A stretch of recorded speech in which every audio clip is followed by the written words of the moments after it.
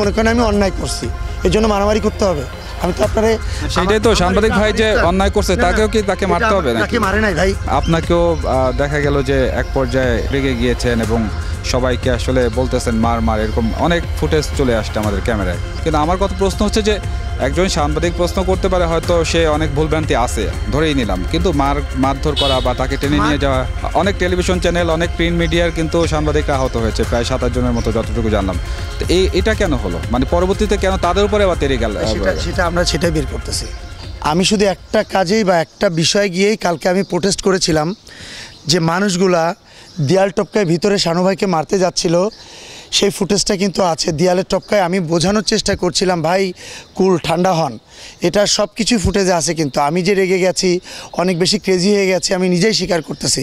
কিন্তু সেটা আমার সাংবাদিক ভাইদের জন্য না, যারা দেয়াল টপকায় যাচ্ছিল তাদের একজনকেও আমি চিনি না, এবং তারা আমার পরিচিত কোনো জার্নালিস্ট না, তারা আমার পরিচিত কোনো টিভি চ্যানেলে কোনো জার্নালিস্ট না। আপনারা অনেকে দূর থেকে হয়তো বা ফুটেজটা নিয়েছেন, কিন্তু কাছে গিয়ে বা আপনারা যদি একজন জার্নালিস্ট বলতে পারেন যে যেমন আপনাকে আমি বাজে গালি দিয়েছি সরাসরি, বা আপনাকে আমি কোনো খারাপ কথা বলেছি, যদি এটা আপনাদের মতো কোনো জার্নালিস্ট বলতে পারে যে ম্যান টু ম্যান যে তাকে আমি খারাপ কথা বলেছি, তাহলে আমার শাস্তি আপনারা নিজেরাই দিবেন। আমি একটা কথাই বলেছি যে আমি আপনাদের সম্মান রক্ষা করার জন্য আমি ট্রাই করি সবসময়। আমার শিল্পী সমিতির মেম্বারদের এদের সম্মান রক্ষা করার দায়িত্ব আমার। যখন আমি দেখব যে শিল্পী সমিতির দেয়াল টপকায় শানু ভাইকে মারতে যাবে, অবভিয়াসলি এটা প্রোটেস্ট করার দায়িত্ব আমার, কারণ আমার দায়িত্ব এটা, আমার শিল্পীদের রক্ষা করার দায়িত্ব আমার। অবভিয়াসলি যদি আপনারা কেউ সেখানে থাকতেন, আমার কোনো সাংবাদিক ভাইরা সেখানে থাকতো যাদেরকে আমি চিনি, অবশ্যই আমি তাদের কাছে হেল্প চাইতাম, কিন্তু তখন কাউকে আমি পাইনি। তখন আমি সেই লোকগুলোর উপরেই চেতে গিয়েছিলাম, তাদের উপরেই খেপে গিয়েছিলাম যাদেরকে আমি চিনি না, যারা দেয়াল টপকায় আমার শিল্পীদের গায়ে হাত দেওয়ার জন্য দেয়াল টপকা ছিল। কিন্তু ঘটনা কিন্তু দুইটা ভিন্ন, আপনি নিজেও সেখানে ছিলেন। ওই ঘটনার সাথে এই ঘটনা কিন্তু কোনো পরিপূরক নাই। ওই ঘটনা শেষ হওয়ার পরে আমরা কিন্তু আবার ভিতরে গিয়ে মিটিং শুরু করছি, তার 10-15 মিনিট পরে জানতে পারলাম যে এখানে এরকম একটা ঘটনা ঘটে গেছে। এটার সাথে টোটালি আমাদের ভিন্নতা। আমরা নিজেরাও জানি না এখানে কারা মারলো, কিভাবে মারলো, কে মারলো। আমরা নিজেরাও চাই এটার টোটাল তদন্ত, টোটাল প্রমাণ দিতে, কারণ আমি যদি আমার শিল্পীরা যদি এই কাজ করে থাকে তাহলে অবশ্যই এটার শাস্তি চাই।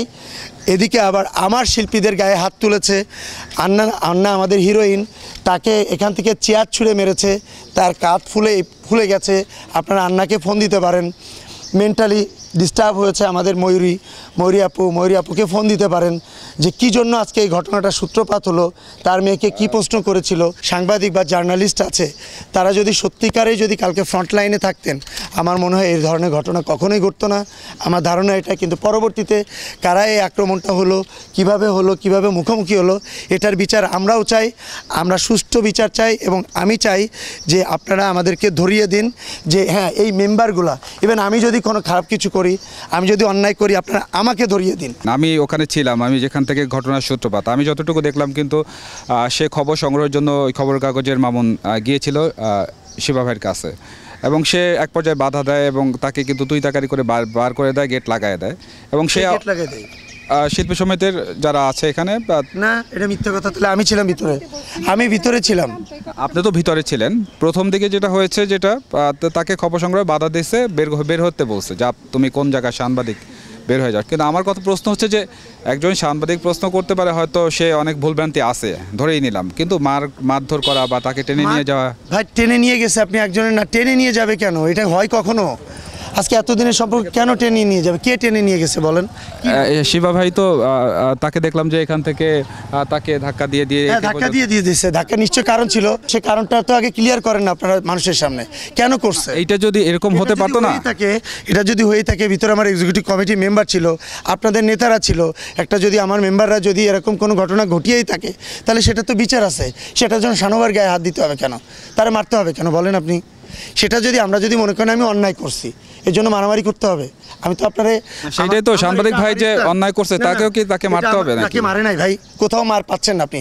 তাকে ঘাড় ধাক্কাতে বের করে দিচ্ছে, তাকে। এটাই তো, তার গায়ে হাত তুলছে, ঘাড় ধাক্কাতে বের করে দিচ্ছে। তাকে তো তুই তাকারে বলে ভাই, তার একটা ময়ূরী আপু মেয়েকে তারা অসম্মান করে কথা বললো, তাহলে সে চুপ করে থাকবে?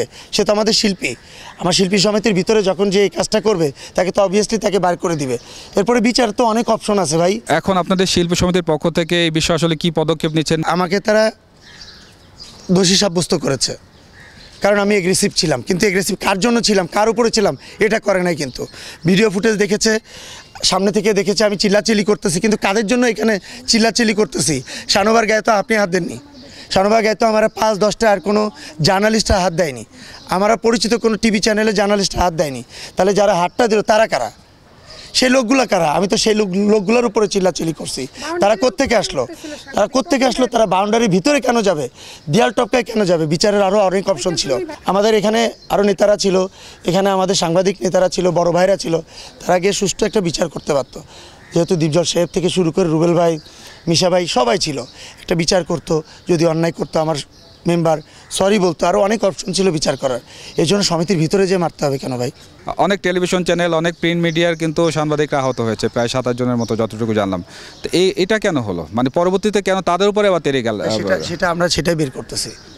আপনি আমাকে দেখছেন তীরে যাইতে, আমাকে দেখছেন কোনো ফুটেজে তাদের সাথে আসি? আপনি যাদের কথা বলতেছেন শানু ভাইকে দেখছেন সেখানে, আমরা তো কেউ তখন তো ভিতরে। কিন্তু এই আধা ঘন্টার ভিতরে কী ঘটলো এটা তো আমরা নিজেরাও জানি না। এই ফুটেজ আমরা অলরেডি সংগ্রহ করতেছি। আমরা প্রতিটা মানুষকে চিহ্নিত করব কারা করলো, কারা আমাদের লোক কিনা, সেটাও আমাদের বের করা খুব জরুরি। কারণ আপনারা জানেন যে শিল্পী সমিতি নিয়ে কত ধরনের রাজনীতি চলতেছে। একমাত্র ওয়ালটন এসি দিচ্ছে 1 বছরের রিপ্লেসমেন্ট গ্যারান্টি এবং কম্প্রেসারের 10 বছরের গ্যারান্টি। আমাদের লোক কিনা, আপনাদের গায়ে হাত দিয়েছে কিনা, আমরা সেটা আপনারা না করলেও আমরা করব, যে কারা করলো এই কাজটা। কারণ এটা আমাদের দরকার আছে। বাকি 2 বছর আমাদের সমিতি চালাইতে হবে। আমরা স্বচ্ছ, নির্ভেজালভাবে, নিরপেক্ষভাবে সমিতি চালাইতে চাই। আমাদের হয়ে আমাদের নাম ভাঙিয়ে আপনাদের গায়ে হাত দিবে, সেটার কালার আমরা হব কেন?